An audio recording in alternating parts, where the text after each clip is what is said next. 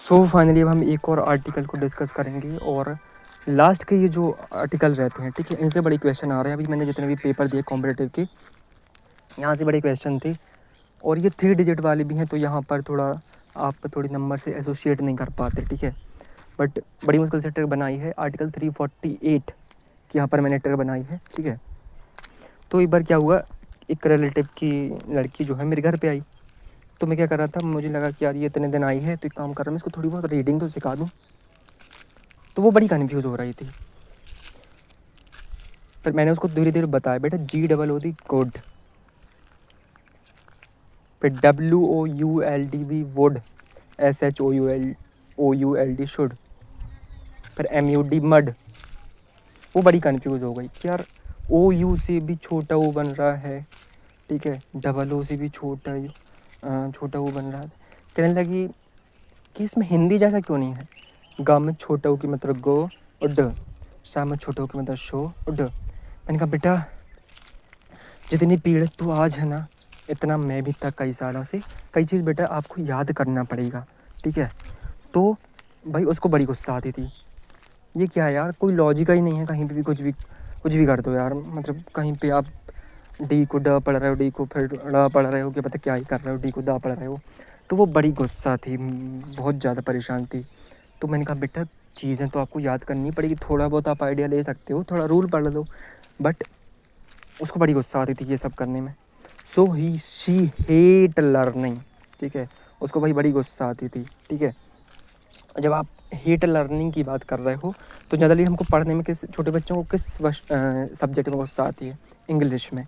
यानी देखो शी में कितने वर्ड हैं, 3, हेट में 4 और लर्निंग में 8, 348 यहाँ से आप रिलेट कर पाओगे। और शी हेट लर्निंग, छोटे बच्चों को जनरली किस में प्रॉब्लम जाती है भाई, इंग्लिश पढ़ने में ही जाती है ना। हिंदी में वो पढ़ ही लेते हैं फिर भी, बट इंग्लिश पढ़ने में बड़ी प्रॉब्लम जाती है, उनको समझ में नहीं आता कहाँ से क्या बन रहा है, ठीक है। अब जब इंग्लिश वर्ड आपके दिमाग में क्लिक हो जाएगा, यानी इस आर्टिकल में इंग्लिश से रिलेटेड कुछ प्रोविज़न है। अब क्या प्रोविज़न है ये हम थोड़ा डिस्कस करते हैं। सो फाइनली अब हम प्रोविज़न डिस्कस करेंगे, right. So article 348 of the Indian constitution is a crucial topic, ठीक है भाई। पार्ट किस में आ रहा है, पार्ट 17 में आ रहा है, ऑफिशियल लैंग्वेज वाले, ठीक है। अब इसमें कुछ बहुत सारे आर्टिकल आते हैं, अभी हम उस पर नहीं जाते हैं, बट याद रखना 17 किससे आ रहा है, पार्ट 17 में क्या रहता है, ऑफिशियल लैंग्वेज इसका जिक्र है, ठीक है, ठीक है। It primarily governs the language to be used in the supreme court, high court and for authoritative legislative text, that is bills, acts, ordinance और एट्सेट्रा।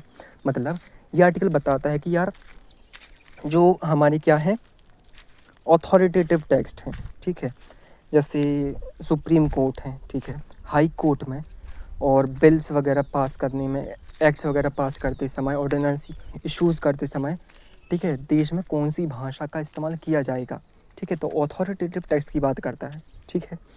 देन अब थोड़ा देखते हैं भाई, थोड़ा डिटेल में कोर प्रोविजन की बात करें। सो सब क्लॉज 1 क्या कहता है, the default rule English as the primary language notwithstanding any other provision until parliament by law otherwise provides, the language shall be English for judiciary, ठीक है, all proceedings in the supreme court and in every high court। क्या मतलब है इसका, जब तक parliament कोई कानून नहीं ले आता, until और unless वाला ये जो पर्टिकुलर है ना, notwithstanding any other provisions until parliament by law otherwise provides, ठीक है, यानी जब तक पार्लियामेंट कोई कानून नहीं लाता तब तक यही कानून बना रहेगा, ठीक है। मतलब यही लॉ चलेगा, क्या लॉ, कि भाई इंग्लिश एक प्राइमरी लैंग्वेज की तरह काम करेगी फॉर जुडिशरी, यानी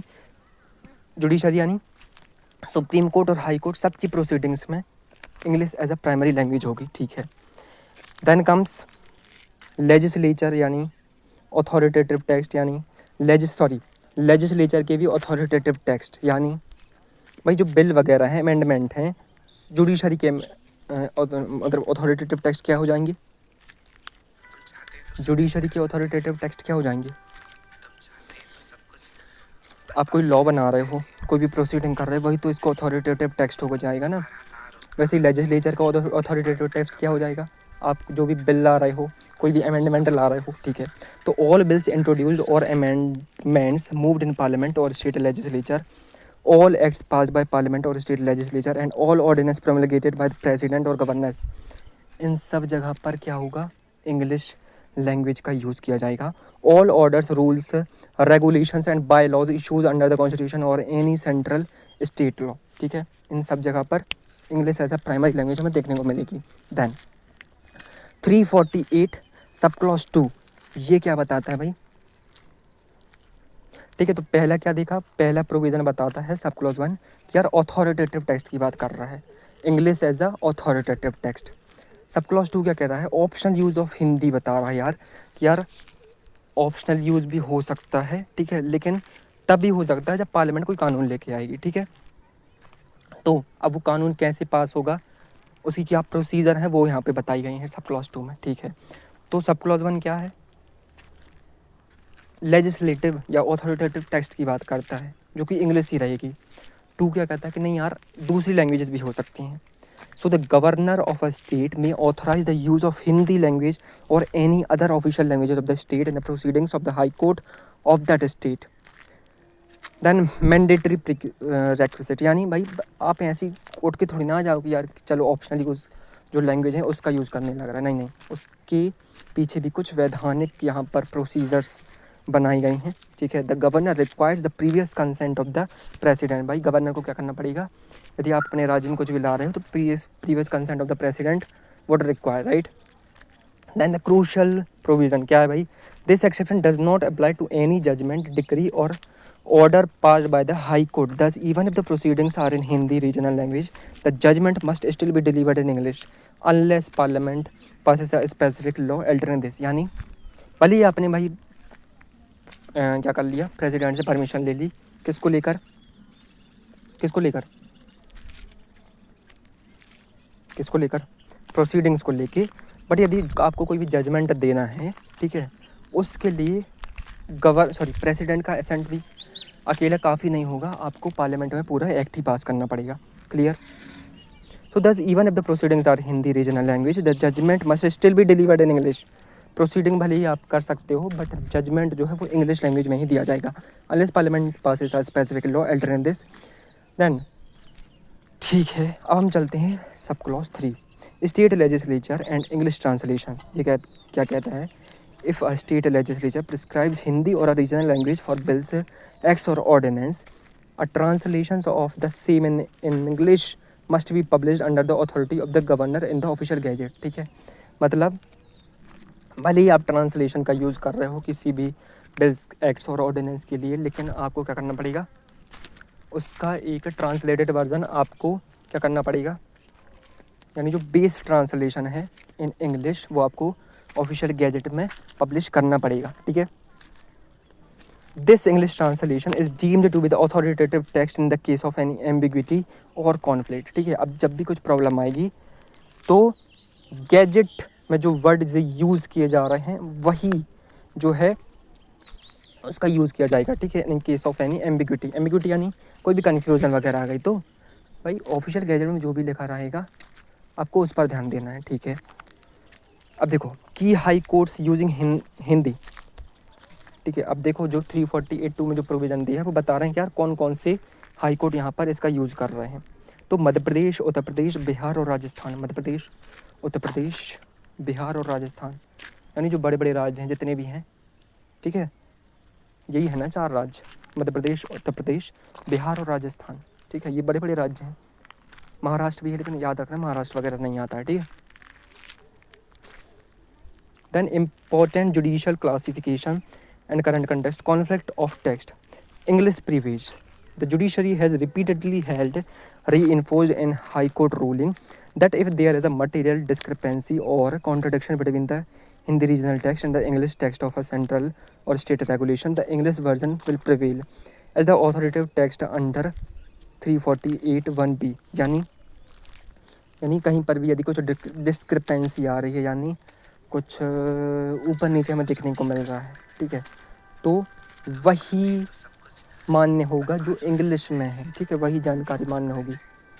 then the supreme court stand, supreme court ने भी भाई इसी को लेकर कुछ अपनी कथन दिए, क्या कहा, the supreme court has consistently maintained that its proceedings and filings must strictly remain in English to maintain nationwide uniformity, legal certainty, and precise interpretations of constitutional laws. Then भाई recent incentives for access to justice, ठीक है, मतलब भाई कई लोग दूसरे श्रेणी से भी आते हैं, तो उनके लिए भी भाई एक्सेस टू जस्टिस अंडर के प्रोविज़न में कुछ चेंजेस लाए गए। क्या क्या चेंजेस लाए गए? While the constitutional requirement stands, the Supreme Court has heavily leveraged AI and technology like the Subhash portal, Supreme Court विधिक और वैधिक अनुवाद software to translate its judgment into various regional language listed in the 8th schedule to make justice more accessible to common citizen। अब देखो, इस particular जो Subhash portal है, इसका use हम कितनी सारी जगह क्यों नहीं कर सकते? कहाँ पर कर सकते हो भाई? एक्सेस टू सोशल जस्टिस में आप मेंस में यूज़ कर पाओगे, ठीक है। गवर्नेंस में भी, to make it more feasible, ठीक है, एंड एक्सेसिबल टू पीपल, ठीक है, और दोज सेक्शंस ऑफ सोसाइटी आप वहाँ पर भी बता सकते हो, ठीक है। तो कित और क्या हो सकता है, और कहाँ हो सकता है, ठीक है। तो ये 2-3 चीज़ें हैं, वो तो वही ना भाई, ठीक है। तो इन 2-3 जगह पर सेम ही एग्जाम्पल आप कहीं कई बार यूज़ कर पाओगे। Okay, to translate its judgment into various regional languages listed in the 8th schedule to make justice more accessible to common citizen. Then analytical point for Main's federal versus unitary tension. The continuous use of English ensures uniform jurisprudence across a diverse nation but creates a barrier for common litigants who do not understand English, ठीक है। भले ये क्या कर रहा है भाई, अब यहाँ पे देखो फेडरल वर्सेस यूनिटरी टेंशन यहाँ पे आता है कि यार भले ये क्या कर रहा है, तो इसको देश को जोड़ के रख रहा है, लेकिन अभी भी जो इंग्लिश को नहीं जानते उनको तो प्रॉब्लम आती है ना बाबा। देन आर्टिकल 348 वर्सेस 351, ठीक है। क्या है ये article 351? Direct the union to promote the spread of the Hindi language, ठीक है। 351 क्या कह रहा है कि यार हिंदी को प्रमोट करो, और 48 क्या कह रहा है, effectively keeps English as the mandatory anchor of the higher judiciary, presenting a pragmatic compromise chosen by the framers, ठीक है। मतलब अलग ही एक विरोधाभास में देखने को मिलता है, ठीक है। Then law commission recommendation, the law commission of India has previously noted that the changing the language of the higher judiciary abruptly could compromise the quality of judgment and legal research given that historical precedents and commentaries are predominantly in English, ठीक है। अब देखो, अब कई बार क्या होता है, अब आप थोड़ा इसको प्रैक्टिकल लैंग्वेज उसमें देखो लाइफ में, अभी भी यदि मुझे पता है कि यार यहाँ पे यदि मुझे जाना है तो मुझे इंग्लिश सीखनी पड़ेगी, ठीक है, तो मैं इंग्लिश सीखूँगा, तो मैं अब क्योंकि इंग्लिश का क्या बोल सकते हैं उसको, ज्ञानी टाइप का बन जाऊँगा, यानी इंग्लिश को समझने वाला। अब मैं क्या करूँगा, हर देश की उदाहरण उठा सकता हूँ, रिसर्च पेपर उठा सकता हूँ, जस्ट फॉर द सेक, क्योंकि भाई मुझे पता है ना। और जनरली आप आज भी देखो, आप हिंदी में गूगल प्रैक्टिकल उसमें देखते हैं, आप कोई सा भी सर्च रिज़ल्ट देखो, आप कुछ भी सर्च करो, आप हिंदी में करोगे तो उसमें ऊपर जो रहता है ना कि इतने पर्टिकुलर सेकंड में इतना सर्च रिज़ल्ट आ गए, आप हिंदी में करके देख लो, वही it would drastically decline the short of numbers. पर इंग्लिश में कर लो तो सर्च रिज़ल्ट लाखों में आते हैं, लाखों करोड़ों में, ठीक है। तो ये है पर्टिकुलर वो आर्टिकल 348।